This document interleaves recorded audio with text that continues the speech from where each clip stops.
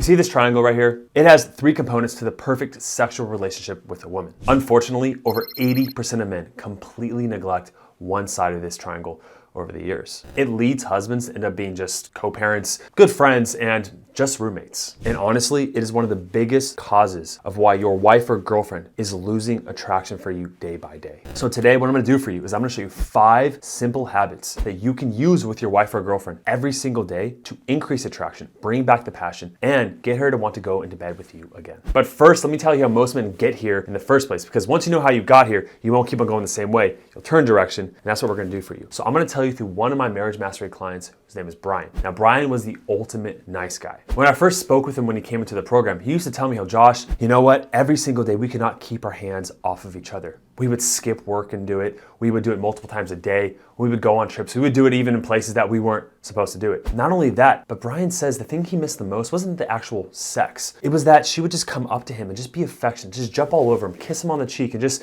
she couldn't keep her hands off of him. That's what he missed the most. But then, like most relationships and marriages, the mediocrity started to seep in. The routine got kind of just bland. They went through their work, they came back home, they watched their shows, they started to have kids, they had less time for each other. Once a week turned into a once a month, and then maybe when they were out drunk, and some sad favors on birthdays. When Brian first came to me in the program, his wife was there, but just not emotionally. They were just going through the motions. Brian felt simultaneously helpless because he didn't know what to do to increase that attraction, but also a little resentful because to him, he brought home the good money. They had a great house. He was an amazing father. What else did he need to do to emotionally and physically connect with his wife? This is what really leads a lot of men to feel frustrated in the relationship. It's the mismatch mindset. Going back to the triangle I showed you in the beginning, most men will meet 2 out of the 3 sides of that perfect sexual relationship, but they abandon one full side completely, and that's why their wife is losing attraction. So I showed Brian these 5 tips and how to increase that other side to make things whole again so he could,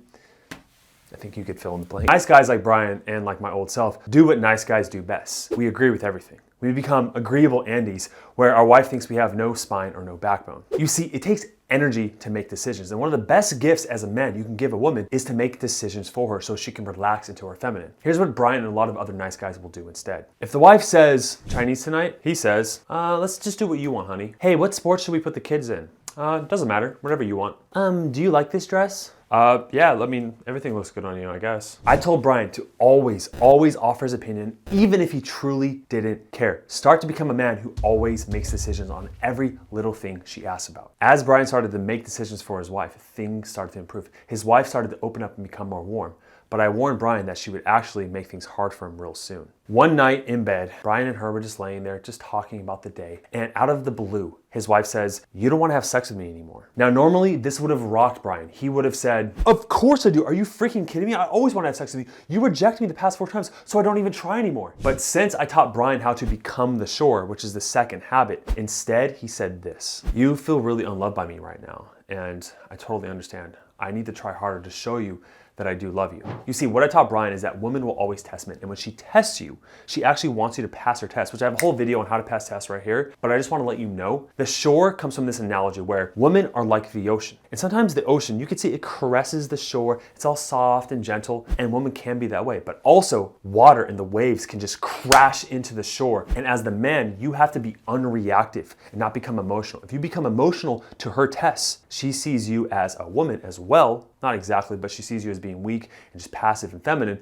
And the polarity, basically feminine to feminine, is 2 positive magnets that just push each other away. But if you are unreactive, solid and stable, like the shore, like the ground, you create a negative masculine polarity which attracts the positive feminine. So the third habit that Brian implemented into his life was creating kino. Now, kino essentially means kinesthetics, and it's another word that dating pickup artists used to use to engage in touch with a woman. You see, like Brian, most men don't really know how to physically escalate the proper way with their wife. That's because, well, if I had sex with her so many times and we're super comfortable with each other, why can't we just go straight towards sex? But that's the way a man's mind works when it comes to sex. The whole little, on-off switch, right? Women are like that dial you have to slowly turn up. I don't care if you've known her for 20 plus years, the same process of sexuality and arousal is always the same for your wife. So I taught Brian the latter approach to physicality. Instead of going straight for a kiss or straight for sex, you slowly over the days and weeks, especially if you have had sex in a while, you start touching her more often. First, it's just a shoulder touch, and then you go in for more hugs, and you slowly start to ramp it up. You maybe grab her hair, you hold her deeper and longer, you stare deep into her eyes. All the while, you're not pressuring her or trying to have sex. You do not initiate during this phase. So now we're going to go into the advanced habits to create more sexuality and make your wife want you. So the fourth one is called sexual innuendo. At this point, Brian's wife was open to his touch and they were being flirty a little bit. So he went back to step number one and he created a pattern of a date with his wife. He said, on Friday night, we're gonna go to this place at this time, wear this. He uses leadership in his assertion, and since his wife was open to his touch and his influence, she said okay. Now, Brian used exactly what I told him. I said, when it comes to sexuality, women aren't as direct, they speak indirectly. So you also flirt with them that way. So the double entendre in the sexual innuendo is whenever she says or does something that can be perceived as sexual, you do that. So here's an example of what Brian told me he did with his wife on the date. He said when she went to go put a piece of food in her mouth, she goes, oh, that's too big. And Brian looked at her and said, it's never stopped you before. So that's one example. She laughed when he said it. The second thing Brian did was he said that she drank a little bit of wine and some spilt on her and she said, oh my gosh, I'm wet now. Brian looked in at her and said, are you serious? There's kids around here. You don't say that in a public place. His wife almost spit out the wine and he said that really worked and he never saw his wife light up that much in years. As they were coming home, Brian did the final, most advanced, unique habit that sealed the deal and put the nails in the let's get in bed coffin. He did what I call flipping the script. As they were walking inside, they were laughing. Brian knew in his mind that he was thinking about sex and so was his wife. And I even warned him that this would happen. Now, what most women will say in this instance, if they don't feel comfortable about sex, or they'll send their final test out, they'll say something like, you know, we're not having sex tonight. Or I just want to let you know that this isn't going anywhere. What Brian did is that he led first and said that first. He completely flipped the script on what was naturally going to happen. As he was walking into the house with his wife, he looked at her and said, you're totally not going to seduce me, right? I don't know if I can take that right now. That one little line did something really magical with Brian and his wife. Now in her mind, he was always the pursuer, but that one little phrase said basically, you know, you're going to have to pursue me. And she did. She came after him. They had the best sex ever. And using those 5 habits